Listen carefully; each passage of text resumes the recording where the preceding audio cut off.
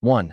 Shock hooked. The sound of Tommy Tuberville's laugh ricocheted across the chamber, sharp and dismissive, the kind of laugh that didn't just fill the air, but sought to cut someone down. It was the laugh of arrogance, dripping with condescension, meant to belittle, meant to remind everyone of who thought he held the upper hand. Cameras zoomed in, catching his smirk as he leaned back, arms folded, reveling in the spectacle he believed he was creating. For a moment, it seemed as though the room belonged to him, but time has a way of stretching in these moments. The laugh slows, drawn out like a mocking echo. Faces turn. Some glance down in discomfort, others stiffen in outrage. And then, freeze. The screen locks on that smirk, suspended mid-laugh, as a voice cuts in. But what happened next turned the entire chamber silent. The setting itself felt less like a routine congressional session and more like an arena. Bright lights glared off polished desks. The murmur of reporters tapped against keyboards, waiting for headlines to write themselves. Every breath carried the weight of spectacle, every gesture amplified by the tension hanging in the air. This was not just politics, it was theater. And like any drama, it needed a hero. Across the room sat Jasmine Crockett. Steady, unshaken, her gaze fixed, not on the laugh, not on the arrogance, but on the truth she carried with her. Tuberville thought he had scored the punchline, but Crockett was holding something far more powerful, dignity sharpened into weaponry. The moment didn't call for raised voices or theatrics.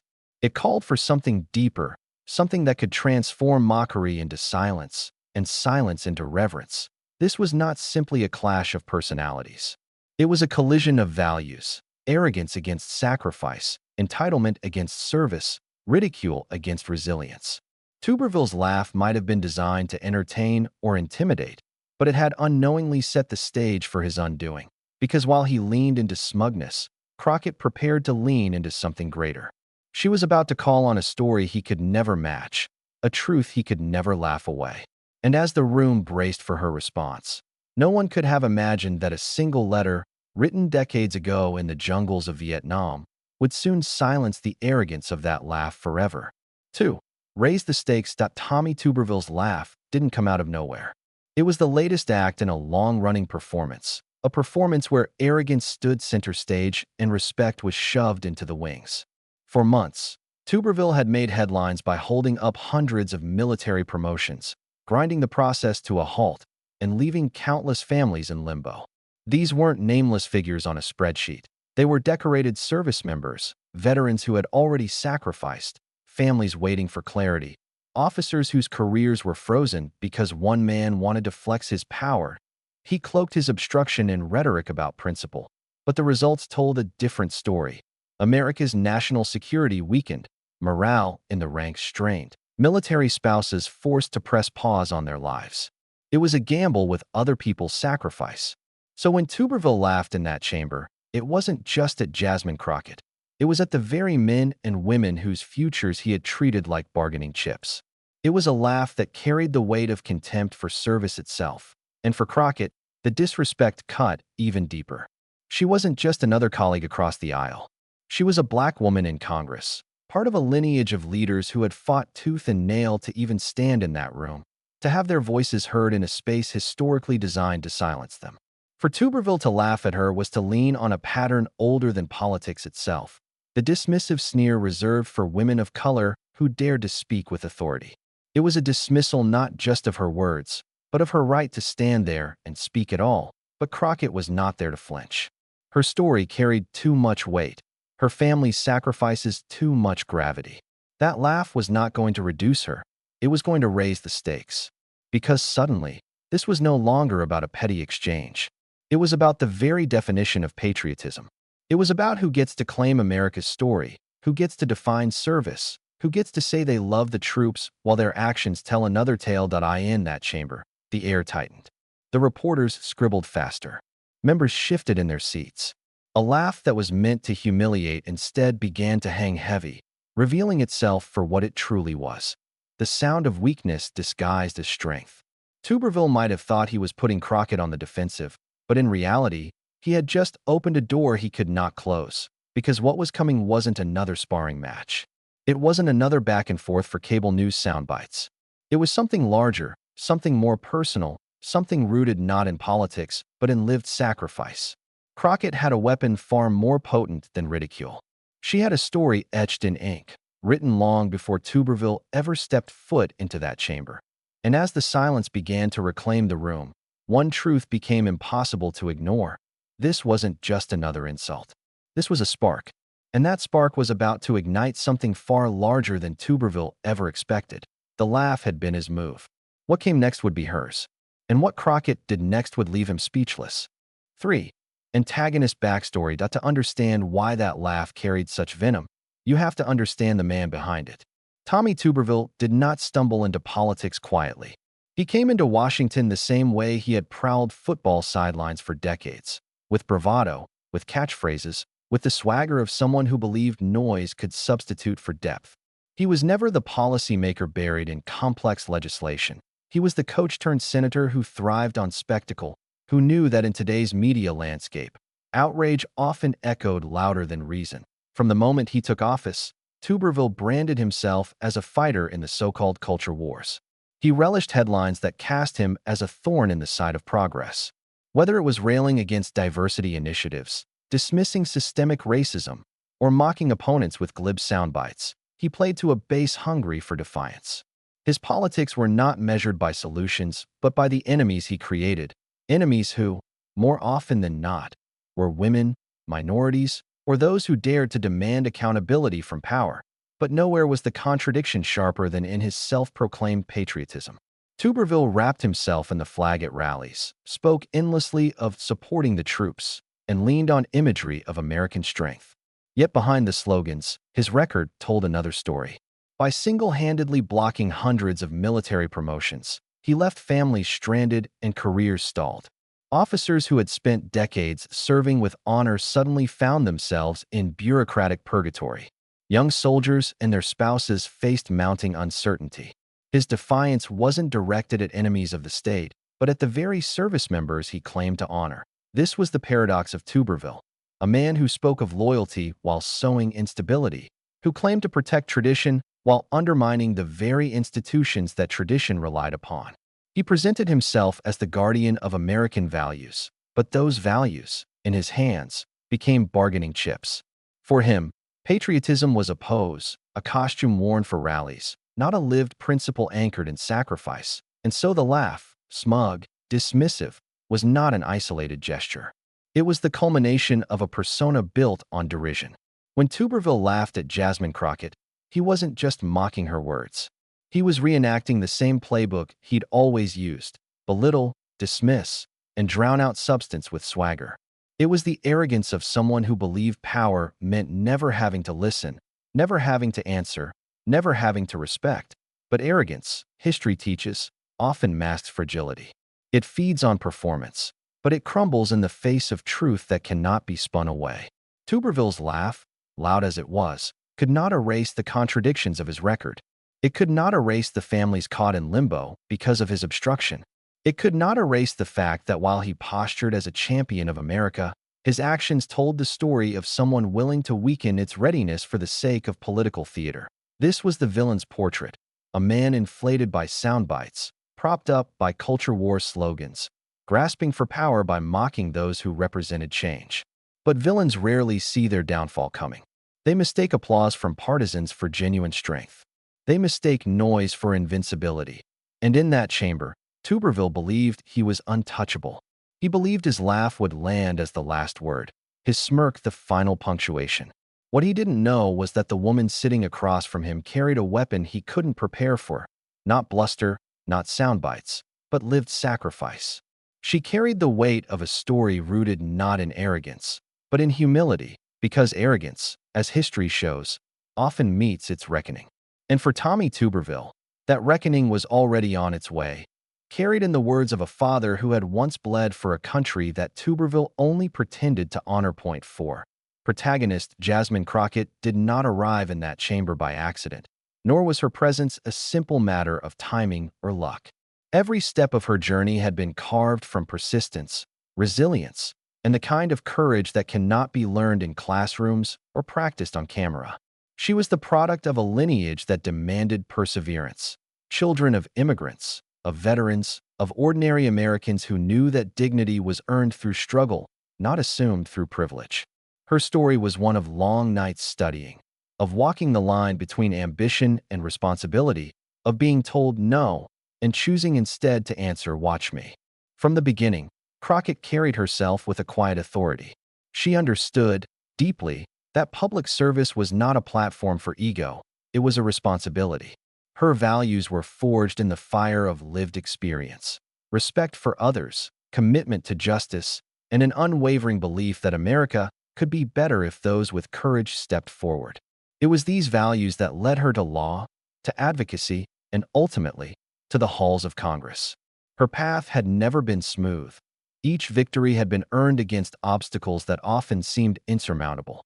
Yet, she emerged from each challenge not hardened, but strengthened, ready to face the next trial with focus and grace. Central to Crockett's sense of purpose was her father, a man whose story shaped every lesson she had internalized. He had served in Vietnam, not as a figure for accolades or recognition, but as a soldier who understood the meaning of sacrifice.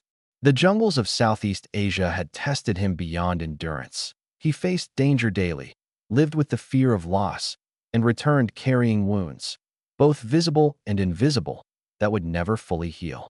Yet through it all, he maintained dignity. He refused to let hardship define him, teaching Crockett that true courage is not performed in the spotlight, but is sustained quietly, persistently, in the face of adversity. Her father's letters, written in the heat of battle, chronicled more than operations and orders. They captured principles: honor, responsibility, faith in something larger than oneself. Crockett had grown up reading those letters, absorbing not just the details of a war fought in distant lands, but the moral compass of a man who believed in service, in sacrifice, and in the sacredness of duty. Every choice she made, every stance she took in public life, carried the imprint of those lessons. In a chamber where rhetoric often overshadowed truth, Crockett brought the weight of lived experience. Grounded in generational courage and unwavering ethics, the Crockett's journey was also one of identity and representation. She knew what it meant to be underestimated, dismissed, or overlooked because of gender or color.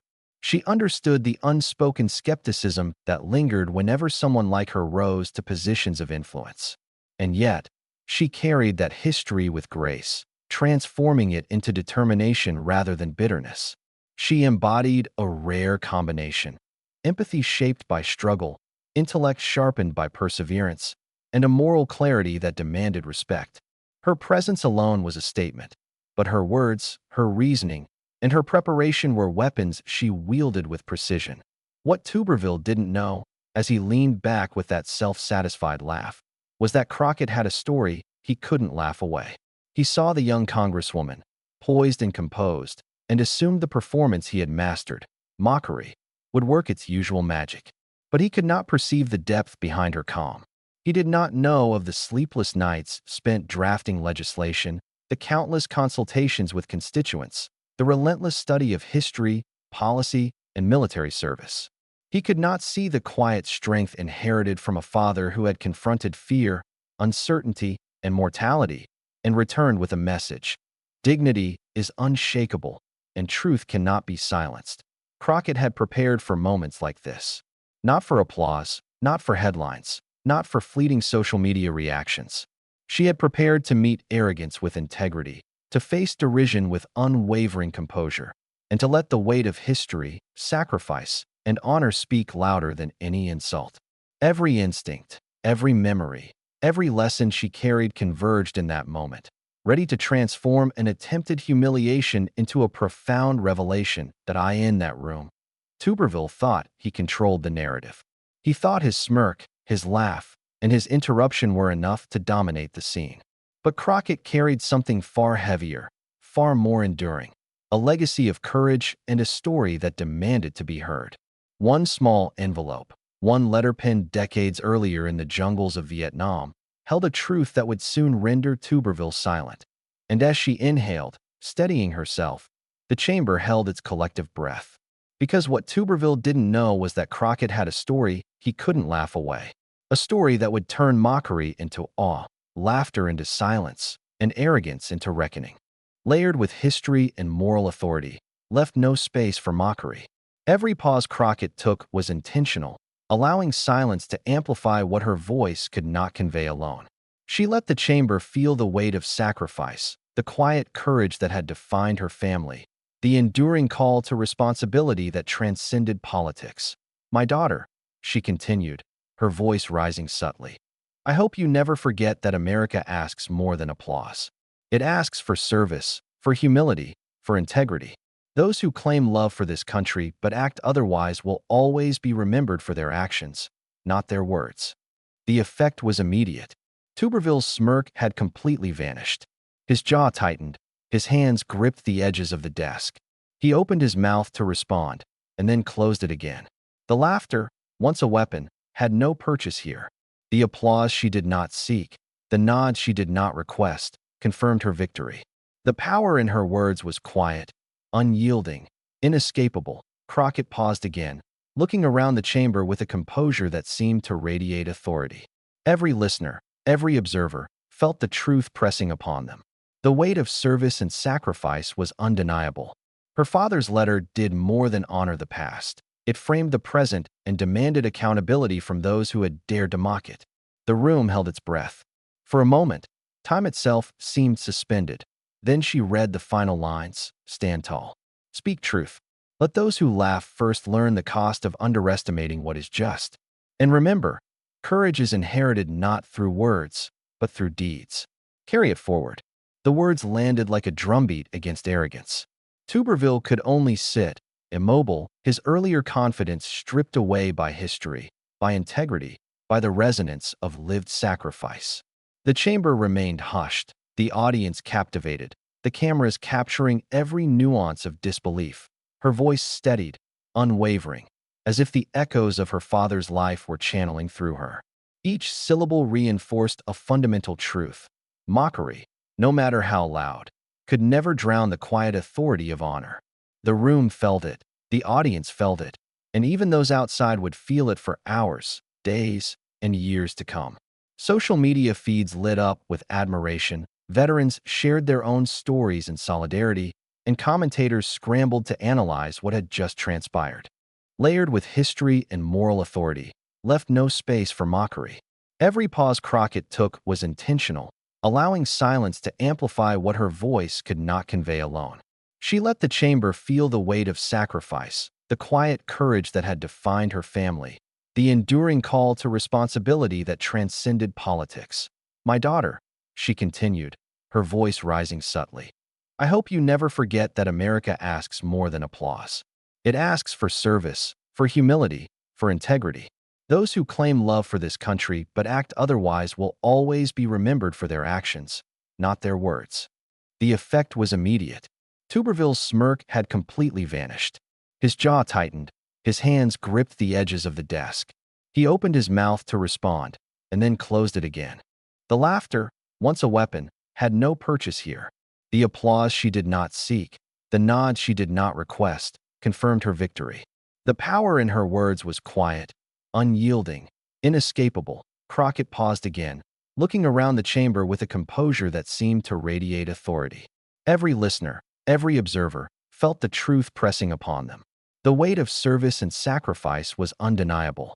Her father's letter did more than honor the past. It framed the present and demanded accountability from those who had dared to mock it. The room held its breath. For a moment, time itself seemed suspended. Then she read the final lines: "Stand tall. Speak truth. Let those who laugh first learn the cost of underestimating what is just. And remember, courage is inherited not through words, but through deeds. Carry it forward." The words landed like a drumbeat against arrogance. Tuberville could only sit, immobile, his earlier confidence stripped away by history, by integrity, by the resonance of lived sacrifice. The chamber remained hushed, the audience captivated, the cameras capturing every nuance of disbelief. Her voice steadied, unwavering, as if the echoes of her father's life were channeling through her. Each syllable reinforced a fundamental truth: mockery, no matter how loud, could never drown the quiet authority of honor. The room felt it, the audience felt it, and even those outside would feel it for hours, days, and years to come. Social media feeds lit up with admiration, veterans shared their own stories in solidarity, and commentators scrambled to analyze what had just transpired. Crockett finally lowered the letter, her gaze locking on Tuberville one last time. She did not shout. She did not gloat. The power of the moment was in its restraint, in the undeniable clarity that dignity and sacrifice always outlast arrogance and bluster. The room remained tense, still vibrating from the revelation, as if holding onto the final echo of every word she had spoken. Tuberville, caught in stillness, could do nothing but absorb the weight of what had just happened. The laughter, the interruptions, the smug confidence, all rendered impotent in the face of truth carried across decades, across wars, across generations. He had been outmaneuvered not by theatrics, not by debate, but by the profound resonance of honor. And in that silence, the chamber, and the country watching, understood a simple, undeniable truth. Some stories, some sacrifices, are too powerful to be mocked. Some words cannot be interrupted. Some voices, like Crockett's, rise not by force, but by the unwavering strength of legacy. The moment hung in the air, heavy, complete, yet charged with anticipation. What Tuberville had thought was a simple confrontation had transformed into something far greater. And as the audience processed the gravity of what had just been revealed, one fact became certain. The arrogance that had once filled the room had been silenced, and nothing, not laughter, not smirk, not interruption, would ever undo that truth. Point 7. The aftermath, the moment Crockett lowered the letter, the chamber didn't immediately erupt. There was a stunned pause, a collective inhalation, as if the weight of what had been said needed time to settle. But outside the walls of Congress, the reaction was instantaneous. Social media ignited like wildfire. Clips of her reading went viral within minutes. Hashtags climbing into trending topics before the hour was out. Hashtag dignity over arrogance. Hashtag Crockett reads. Hashtag Vietnam letter. Each tag carried with it the unmistakable hum of cultural resonance. Millions were watching, sharing, commenting, debating, and praising.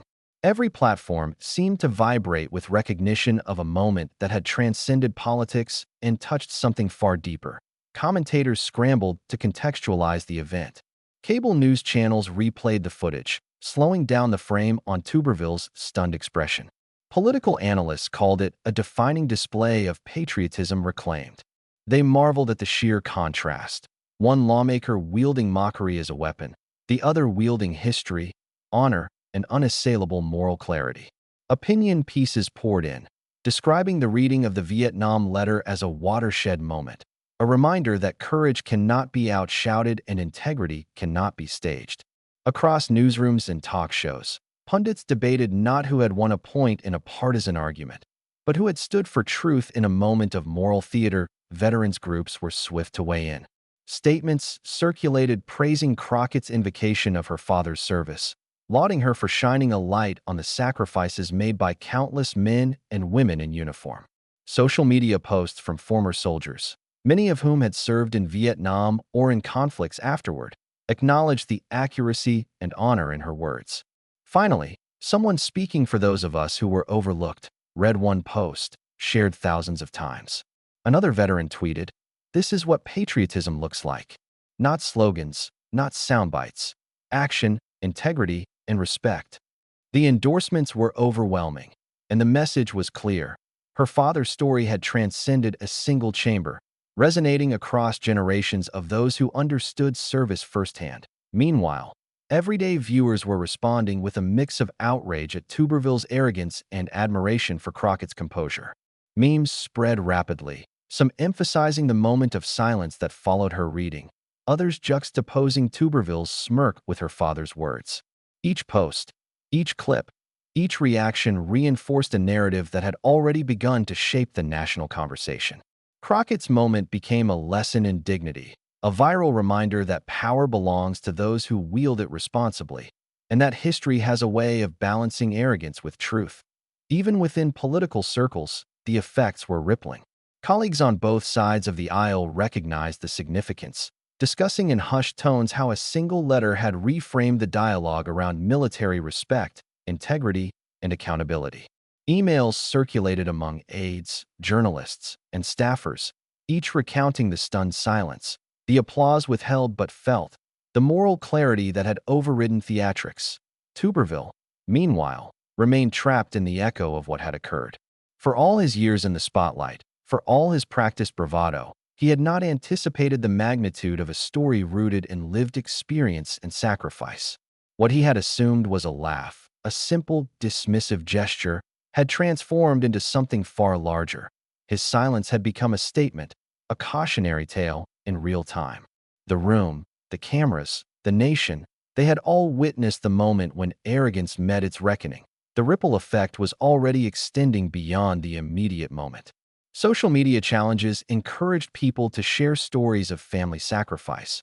Veterans posted letters from their own service, and educators began incorporating the video into discussions of civic duty, moral courage, and historical perspective. Every corner of the country that tuned in absorbed the lesson.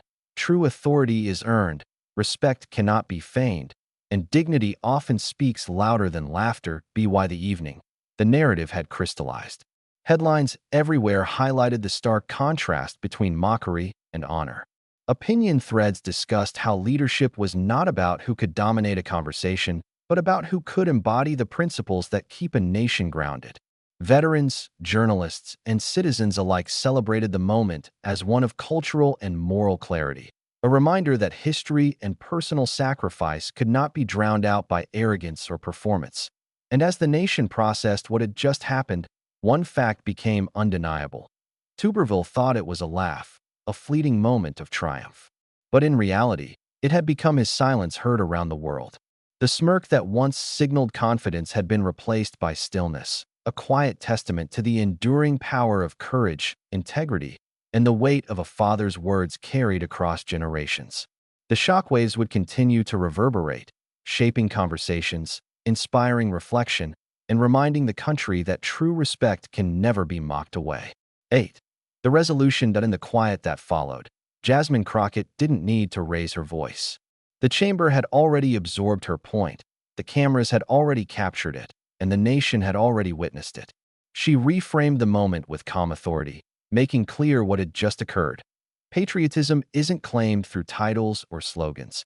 It's lived through sacrifice, through consistent action, and through the courage to stand for what is right even when the applause isn't guaranteed. Her father's Vietnam letter was not just a personal story. It was a moral benchmark, a reminder that love for country is measured in deeds, not in bravado or performative gestures. Crockett extended that lesson beyond the chamber walls. The arrogance she faced, she explained, was not unique to one senator's smirk or one instance of derision. It was emblematic of a broader culture that has often underestimated the voices of women, of people of color, of working-class Americans who rise above systemic barriers to claim their rightful place in public life. Her triumph was therefore not just personal, it was symbolic. It was about reclaiming dignity for those whose contributions, sacrifices, and insights are too often dismissed. She reminded the audience, implicitly and explicitly, that every marginalized voice carries a story of struggle. Immigrant families who rebuild lives from scratch, minority communities who fight for representation and justice, working-class Americans whose labor sustains the nation. All of these experiences are woven into the fabric of sacrifice and service. By highlighting her father's service, Crockett drew a line connecting personal courage with collective resilience, emphasizing that honor cannot be faked and that respect cannot be demanded. It must be earned and recognized. The universal truth she imparted was simple, yet profound. Respect outweighs arrogance. Service outweighs ridicule. Integrity outweighs theatrics. In a world where attention is often confused with authority, Crockett reminded the country that real power is measured not in applause or viral moments, but in the quiet, persistent commitment to principles that uplift others and honor shared values. The laughter and smirks of those who think they hold the upper hand will always be temporary. The impact of genuine service and sacrifice is enduring. Her voice, steady and deliberate, invited the audience to reflect, not only on the moment in the chamber, but on the way they themselves engage with society. True justice, she suggested, doesn't need to shout. It doesn't rely on social media amplification or partisan theatrics. Justice speaks through the clarity of truth, through actions that resonate across time, and through the courage to hold firm even when the world doubts you. Her father's letter was a living testament to that principle, a story of quiet heroism that demanded recognition and, in that moment, received it to by tying personal dignity to the broader struggles of marginalized communities. Crockett elevated the confrontation from a political skirmish into a lesson in morality and empathy. She demonstrated that when arrogance is confronted with integrity, ridicule collapses under the weight of principle. When mockery meets experience and sacrifice, it is always the former that yields. Her moral lesson was therefore both timeless and urgent, a reminder that each of us has the capacity to act with honor, even when the world seems to reward the opposite. As the chamber settled into reflection, the audience outside the walls carried with them the emotional uplift of the moment. It was a quiet victory, but one of tremendous resonance. Dignity had triumphed over derision. Courage had silenced arrogance. The truth had spoken, and it did so without shouting, without threat, without spectacle, simply with clarity, strength, and unwavering commitment to principle. In that victory, Crockett left viewers with a simple, indelible truth. The world may reward bluster in the short term, but legacy, honor, and justice endure. Real power belongs not to those who dominate conversations, but to those who uphold integrity. And in living that truth, in witnessing it, in believing in it, every citizen could feel a spark of possibility, an affirmation that justice, dignity, and courage are forces far greater than ridicule, arrogance, or fleeting mockery. 9. Outro. Tommy Tuberville laughed. He thought it was a moment of triumph, a chance to belittle and dominate. But in the end, it was Jasmine Crockett who commanded the room, wielding a story far more powerful than ridicule, a story written decades ago in the jungles of Vietnam, carried forward in the words of her father. That letter left him speechless, and in its silence, the truth became undeniable. Dignity always defeats arrogance. The lesson resonates beyond one chamber, one debate, or one viral clip. It is a reminder that respect is earned through action, integrity, and sacrifice, not smirks, soundbites, or fleeting theatrics. Crockett's courage illustrates that standing for what is right, even in the face of mockery, can transform shame into reverence and mockery into reflection. Her father's words, carried through her voice, have echoed far beyond the walls of Congress, inspiring anyone who has ever been underestimated, dismissed, or silenced. If you believe respect can silence arrogance, share this video. Let the story travel so that moments of courage, integrity, and moral clarity are amplified. Subscribe and join the movement, because stories like this deserve to be heard, and because each of us has the power to uphold the values that truly define leadership, honor, and patriotism. The laugh has faded, but the letter will echo forever. It reminds us that true power does not come from dominating others. It comes from living with courage, acting with integrity, and letting the voices of truth rise above the noise. Crockett's moment is a testament that even in a world full of mockery, dignity always speaks louder than arrogance, and legacy always outlasts laughter.